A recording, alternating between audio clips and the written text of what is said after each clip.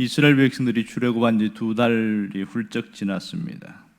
아말렉과 전쟁을 치른 이 모세는 상당히 피곤한 상태였습니다. 제대로 쉬어본 적도 없고 또 백성들의 불신앙 때문에 마음의 상처를 많이 받은 그런 어떤 누가 한번 위로해 주거나 그런 안식을 줄 수 있는 그런 일들이 전혀 없었습니다. 그런데 오늘 본문에 보면 이 가족들과의 만남이 나옵니다. 장인 이드로와 아내 시보라 그리고 두 아들을 함께 만나게 되는데 아마 수년 동안 떨어졌다가 만난 것 같습니다.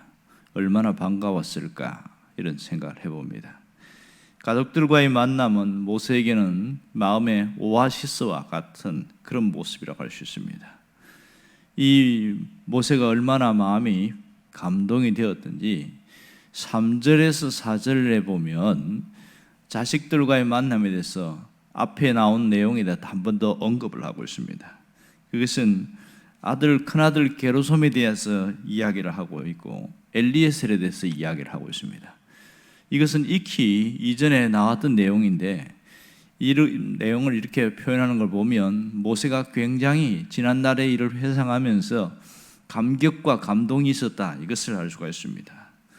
그런 하나님의 은혜에 감사하면서 이방의 계기 되었던 나를 하나님이 다시 한번 이렇게 불러주신 것에서 감사하고 또 함께 하시는 하나님, 도우시는 하나님, 바로의 칼에서 구원하시는 그 하나님을 회상하면서 엘리에셀을 보면서 그것을 이야기를 하고 있습니다. 그만큼 하나님의 은혜를 소중히 알고 또 하나님과의 관계 속에서 나를 이렇게 하신 것에 감사하는 내용들이 여기에서 나오고 있습니다. 우리가 이해가 되지 않는 것은 분명히 출애굽기 4장에서 모세가 가족들과 함께 애굽으로 떠났는데 언제 헤어졌는가 하는 겁니다. 성경에는 자세하게 나타나지는 않습니다.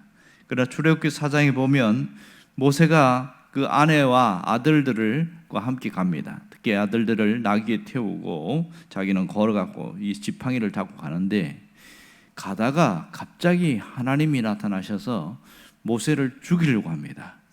그때에 시보라가 급히 돌칼을 들고 자기 아들에게 할례를 행해서 그렇게 하면서 피난편이다 이 얘기를 하고 있습니다. 그런 거 보면 아들 둘 중에 누군가는 할례를 행하지 않았다는 것을 알 수가 있습니다. 특별히 하나님의 백성이 되는 언약의 표시로 할례가 있었는데 모세의 아들 중에 하나가 할례를 받지 않았다는 것은 상당한 불순종이라고 할 수 있겠지요. 이 책임은 모세나 아내에게 있을 가능성이 많습니다. 아마도 추측컨대 어떤 분들은 이 모세가 이방 땅에 있다 보니까 굳이 할례가 뭐 필요하겠는가 그런 생각을 했던 것 같고 또 하나님의 사역을 수행하기 위해서 할례를 행하려고 하니까 다 큰 아들에게 무슨 할례냐 이 시보라가 아마 반대했을 수도 있다 이렇게 생각했던 것 같습니다. 별 탈 없이 그냥 괜찮을 거라고 생각했는데 애굽으로 가기 전에 광야에서 이 엄청난 사건을 겪고 난 다음에 모세가 상당히 적잖은 충격을 받고 이러다가는 가족에게 위협이 있을 수 있겠다. 바로와의 싸움에서 언제 이게 어떤 문제가 생길지 모르는데 가족들을 데리고 가던 상당히 위험할 수 있겠다. 이런 판단이 내려졌던 것 같습니다.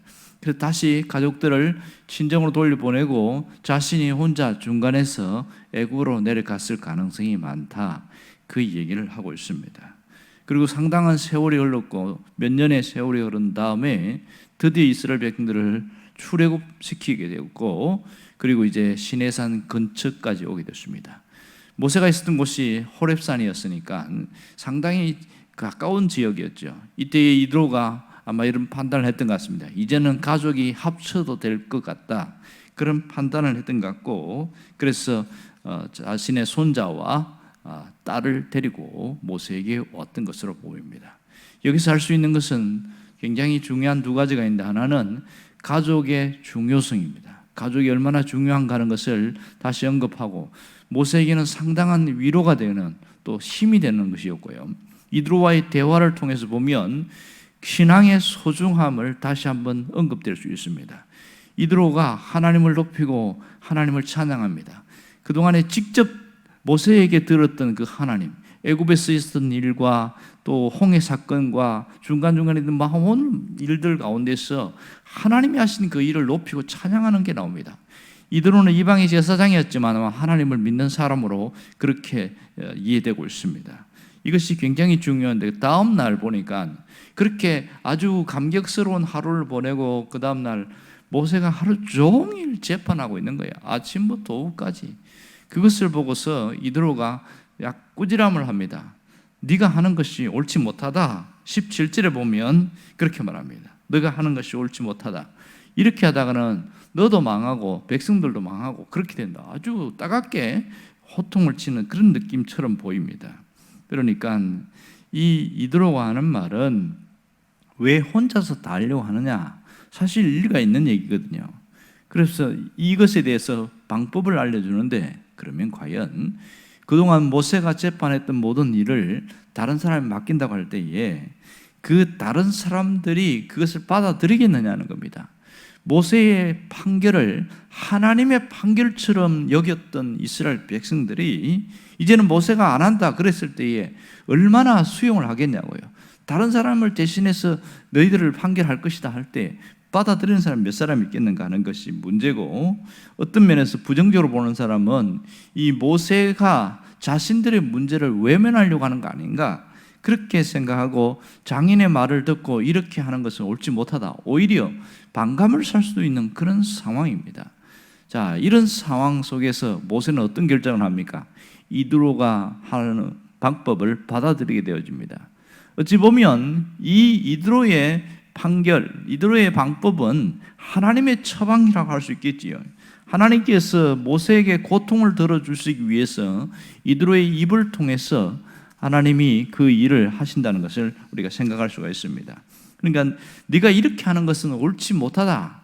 왜 그럼 옳지 못하다고 그랬을까요? 그 전에 백성들은 노예 생활하다 보니까 모든 문제를 그냥 모세에게 맡긴 거예요. 한두 가지 판결할 때는 괜찮았는데 그것이 수십 건, 수백 건에 대해서 사소한 문제까지 모세가 모든 어떤 판결을 하게 되어지고 문제 고민을 들어주고 그런 얘기를 하다 보니까 너무너무 지쳐버리는 거예요. 모세도 너무너무 힘들고 백성들은 한 가지 문제를 가지고 아주 오랜 시간 기다려야 되니까, 어떤 사람은 하루 종일 기다려야 되니까 굉장히 힘이 드는 거예요. 서로가 힘이 드는 그런 상황입니다. 이드로가 발견한 것은 뭡니까? 이것은 분산시켜야 된다. 일을 하나에다가 집중하지 말고 나눠서 해야 된다 하면서 방법을 제시하는데 19절에 보면 이렇게 나오지요. 내가 내게 방침을 가르치리라 이러면서 하나님이 너와 함께 계실지로다. 자, 이렇게 이드로의 생각은 하나님의 처방인 것을 다시 한번 여기서 알 수 있는데요. 그러니까 모세와 이 광야에 있는 이 이스라엘 백성들, 이들에게 교회가 어떻게 될 것인가를 우리가 보여주고 있습니다. 사도행전 7장에서 보면 이 광야에 있는 이스라엘 백성들을 뭐라고 표현했냐면 광야 교회다 이렇게 이야기했거든요. 그렇다면 이들의 모습은 틀림없이 교회의 시작이라는 것을 우리가 알 수가 있습니다. 이때에 혼자서 감당하면 내 몸이 쇠약이 될 것이다. 그래서 일꾼을 세우라 이렇게 얘기를 합니다. 일꾼을 세워야 된다. 일꾼을 세우기 전에 가장 먼저 뭘 해야 되냐? 재직 세미나를 하라는 거예요. 재직 세미나. 그래서 여기서부터 나왔습니다. 20절에 보면 하나님의 율례와 법도를 가르치라. 제일 먼저 할 것은 하나님의 율례와 법도를 모든 백성들에게 가르치는 것. 이게 시작이었습니다. 우리 식으로 이야기하면 청지기 세미나 하는 거지요. 이런 것이 성경에서 나왔다는 걸 알 수 있습니다. 그 다음에 뭘 했냐면 일꾼의 자격이 그 중에서 사람들을 뽑는데 누구를 뽑을 것이냐. 일꾼의 자격이 21절에 나오는데 하나하나 보면 세 가지를 이야기를 하고 있어요. 하나는 하나님을 두려워하는 자를 뽑아야 된다. 이 말은 하나님과 관계가 확실한 사람 이런 뜻입니다. 또 하나는 진실한 사람이라는 거예요. 진실한 사람이라는 건 극과 속이 같은 사람인데 한결같은 사람 이런 뜻이 되겠지요. 또 세 번째는 불의한 이익을 미워하는 사람 이렇게 말했습니다. 이 말은 뇌물을 안 받는 사람 이런 뜻이에요. 뇌물을 받으면 올바른 판결을 할 수 없기 때문에 공평한 사람, 공정한 사람을 세우라. 결국 이 세 가지 조건은 하나님과의 관계, 자신과의 관계, 물질과의 관계가 올바로 된 사람을 뽑아야 된다. 이렇게 조건을 내었습니다. 그렇다면 그 다음에 해야 될 것은 조직을 만들라는 거예요. 조직을 만들어라. 이스라엘은 이제는 조직을 만들 때가 됐다. 21절 하반절에 보면 네 종류의 사람들인데 각각 그 능력에 따라서 이런 사람인데 그 능력에 따라서 천부장과 백부장, 50부장, 10부장 이렇게 해서 조직을 세우라. 아주 혁명적인 이 제안이었습니다. 이것이 계속 이어져서 나중에는 다윗 시대에도 보면 군사 조직으로 개편합니다. 천부장, 백부장, 50부장. 그래서 이게 예수님 때까지도 오게 되어지고 이 조직과 제도가 너무 좋아서 특별히 로마 군대도 이 제도를 받아들여서 천부장, 백부장들이 생겼던 것이 바로 여기서부터 시작되어집니다. 놀라운 일이지요. 그럼 이렇게 뽑은 사람에게 뭘 시키냐? 22절 보면 행정적인 일과 재판하는 일을 맡기라 이렇게 이야기합니다. 행정, 어떤 여러 가지 일들을 그 사람들이 하게 하고 재판에서 굉장히 중요한 것들은 모세가 하지만 사소한 일들은 그 사람의 능력의 분량에 따라 하나씩 처음부터 10부장, 50부장, 그 다음 100부장, 1000부장 마지막에 어려운 문제는 모세 네가 판결해라. 그래서 나중에 뒤에 보면 26절에 보면 그대로 하고 있는 거 보죠. 작은 일은 그들이 판단하게 하고 큰 일들, 중요한 일들만 모세가 하는 그런 일들이 생깁니다. 자, 여기서 보여주는 게 뭘까요? 하나님 나라에는 일꾼이 중요하고 일꾼이 세워져야 된다는 것을 보여주고 있습니다. 그리고 일꾼은 맡겨진 일을 할 때에 질서에 따라서 해야 된다는 것을 이야기합니다. 일꾼의 위치는 조력자이다. 이것을 분명하게 말하고 있죠. 모세를 돕기 위해서 일꾼이 세워졌다. 여기서 그 얘기를 해주고 있습니다. 사도행전도 보면 7 집사를 세울 때에 왜 7 집사를 세웠는가? 사도들이 너무 작은 일들, 어떤 그런 일들까지 감당하다 보니까 본래 해야 될 일을 못해서 그래서 문제가 생기는 거예요. 구제하는 일들은 그냥 일반 사람들을 해야 된다. 그래서 헬라파 유대인 7명을 세우지 않습니까? 이것이 구약과 신약에 넘나들면서 바로 조직과 일꾼은 굉장히 중요하다는 걸 이야기합니다. 결국은 뭘 세워나가는 겁니까? 건강한 교회를 세워나가는 것을 알 수가 있지요. 하나님이 기뻐하는 교회가 이렇게 세워지더라. 여기서 신약 교회의 제도들이 함께 시작되어진 것을 알 수 있습니다. 교회는 일꾼이 함께 일하게 되어진다. 그래서 교회에 다니는 자가 아니라 일하는 자, 하나님 나라를 세워나가는 일꾼이 되어야 된다. 교회는 목사가 세우는 것이 아니라 일꾼이 세운다는 것을 여기서 잘 보여주고 있습니다.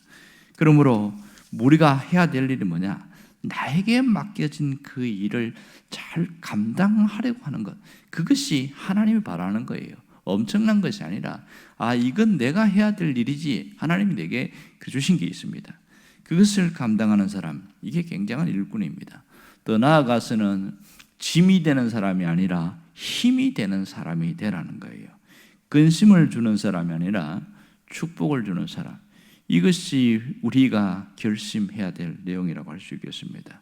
내가 그 자리에 머물러 있기 때문에 주변 사람이 살고, 그러니까 가족이나 옆에 있는 가까운 사람들이, 내가 가정에 서 있기 때문에 가정이 세워지고, 내가 교회에 서 있기 때문에 교회가 살고, 이런 책임감과 거룩한 부담감으로 갈 때에 하나님이 가장 기뻐하는 사람이라는 것을 잊지 않기를 주의 이름으로 축원합니다. 기도하겠습니다.